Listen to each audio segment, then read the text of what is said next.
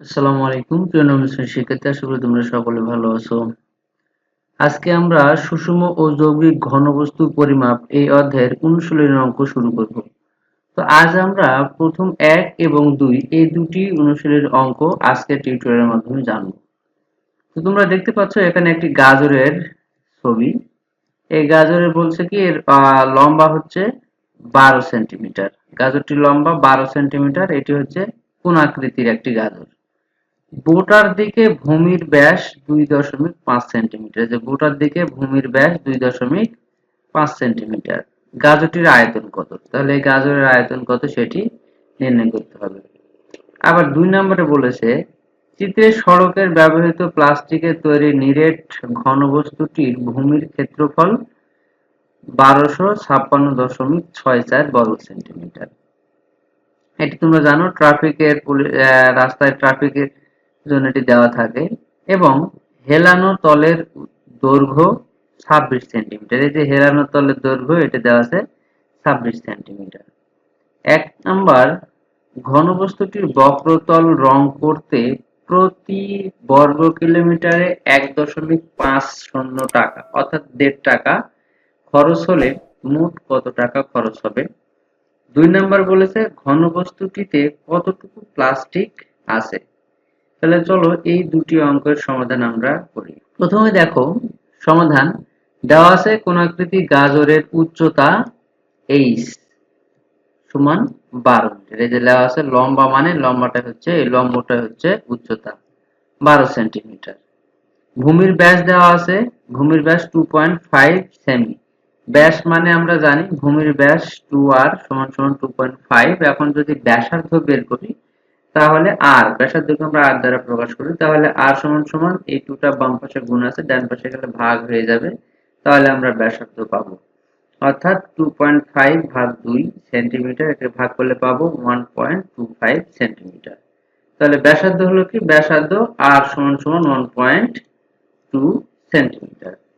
সুতরাং কোণাকৃতি গাজরের আয়তনের সূত্র আমরা জেনেছি অনুশীলনের ভিতর, যে 1/3 পাই r স্কয়ার h। আর কি ব্যাসার্ধ, h হচ্ছে উচ্চতা। তাহলে এখানে 1/3 আছে, পাই এর মান আমরা জানি, পাই এর মান 3.1416 গুণন r এর মান এখানে আমরা বের করলাম 1.25 এর উপর স্কয়ার, 1.25 এর স্কয়ার গুণ এখানে উচ্চতা দেওয়া আছে 12 সেন্টিমিটার। এই যে h সমান 12 সেন্টিমিটার।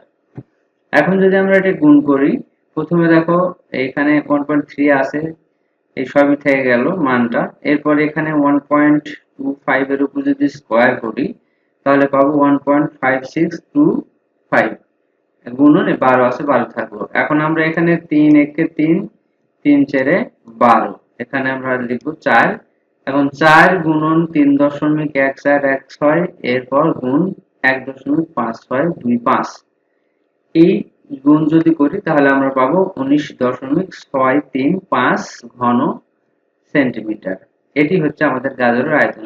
পুরো গাজরের আয়তন হচ্ছে 19.635 ঘন সেন্টিমিটার। তাহলে এটি হচ্ছে উত্তর। এরপর আমাদের 2 নম্বর অঙ্কটি যেটি বলেছে, 1 নম্বরে বের করতে বলেছে ঘনবস্তুটি বক্রতল রং করতে প্রতি বর্গ কিলোমিটারে 1.5 টাকা খরচ হলে মোট কত টাকা খরচ হবে। তাহলে 1 নম্বর দেখো চিত্রের সড়কে ব্যবহৃত প্লাস্টিকের যে তৈরি নিরেট ঘনবস্তুটি সেটি হচ্ছে কোণ আকৃতি। এটা অবশ্যই কোণ আকৃতি। দেখো উপরে একটি কোণ তৈরি হয়েছে। এখানে কোন একটি ঘনবস্তুর ভূমির ক্ষেত্রফল দেওয়া আছে 1256.64 মিটার। যে ক্ষেত্রফল দেওয়া আছে কত? 1256.64 বর্গ সেন্টিমিটার। এবং হেলানো তলের দৈর্ঘ্য, এই হেলানো তলের দৈর্ঘ্য কত? এইটা হেলানো তলের দৈর্ঘ্যকে আমরা l দ্বারা প্রকাশ করি। হেলানো তলের দৈর্ঘ্য দেওয়া আছে 26 সেন্টিমিটার। তাহলে ধরি ঘনবস্তুটির ভূমির ব্যাসার্ধ r। তাহলে ভূমির ব্যাসার্ধ কত ধরবো? ভূমির ব্যাসার্ধ আর ব্যাসার্ধকে সবসময় r ধরে প্রকাশ করি। তাহলে ঘনবস্তুটির ভূমির ক্ষেত্রফলের সূত্র পাই r স্কয়ার। তাহলে সূত্র কি? পাই r স্কয়ার। এখন ঘনবস্তুটির ভূমির ক্ষেত্রফল সমান সমান কোণকের ভূমির ক্ষেত্রফল। এটা আমরা আগে দেখে এসেছি যে ঘনবস্তুটির ভূমির ক্ষেত্রফল সমান সমান কোণকের ভূমির ক্ষেত্রফল। তাহলে ঘনবস্তুটির ভূমির ক্ষেত্রফল কত? পাই r স্কয়ার। তাহলে কোণকের ক্ষেত্রফল পাই r স্কয়ার। কিন্তু এখানে দেওয়া আছে ঘনবস্তুটির ভূমির ক্ষেত্রফল এত, তাহলে কোনকের ক্ষেত্রফলই এত হবে। অতএব এখানে আমি প্রশ্ন মূলত লিখেছি ঘনবস্তুটির ভূমির ক্ষেত্রফল সমান সমান কোনকের ভূমির ক্ষেত্রফল পাই আর স্কয়ার। এখন যদি আমার এই আর পাই আর স্কয়ার পুরোটাই বামে থাকে আর এই 1256.64 এটা ডান পাশে থাকে, তাহলে বাম পাশে পাইটা ডান পাশে গেলে কি হয়ে যাবে, ভাগ হয়ে যাবে, গুণ আছে ভাগ হয়ে গেল। পায়ের মান কত, এখানে শুধু মান বসাইছি 3.1416। এবার এই 3.1416 দ্বারা 1256.64 কে যখন ভাগ করব তখন আমরা পাবো প্রায় 400। এখন 400 বাম পাশে দেখো আর স্কয়ার আছে, তাহলে আর স্কয়ার, এই স্কয়ারটা ডান পাশে পার হয়ে গেলে রুট হয়ে যাবে, তাহলে √400। √400 কে যদি আমরা √400 কে রুট করলে পাবো 20।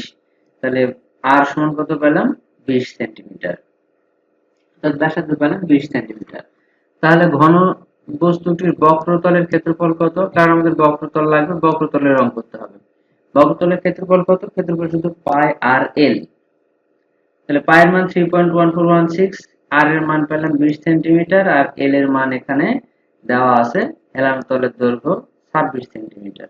তাহলে এই 3.1416 গুণ 20 গুণ 226 গুণ করলে আমরা পাবো 1633.632 বর্গ সেন্টিমিটার।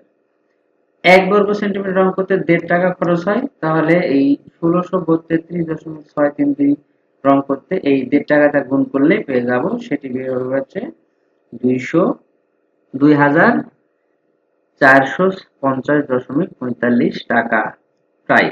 তাহলে আমাদের 1 নম্বরের সমাধান হলো কি, ঘন বস্তুটির বক্রতল রং করতে খরচ হবে 2450.45 টাকা। এখন 2 নম্বর, ঘনবস্তুটির কতটুকু প্লাস্টিক আছে সেটি আমাদের বের করতে হবে।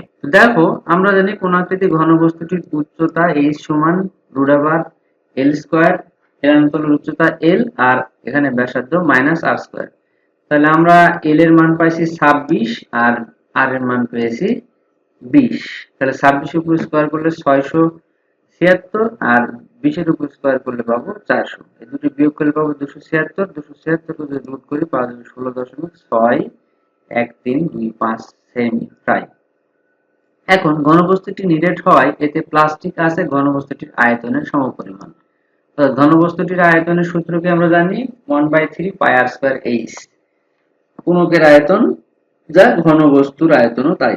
তাহলে কোনকের আয়তনের সূত্র বসাইছি, এরপর মান বসাইছি, পায়ের মান 3.1416 আর আর এর মান হচ্ছে 20, 20 এর উপর স্কয়ার, h এর মান পেয়েছি 16.61325 ঘন সেমি।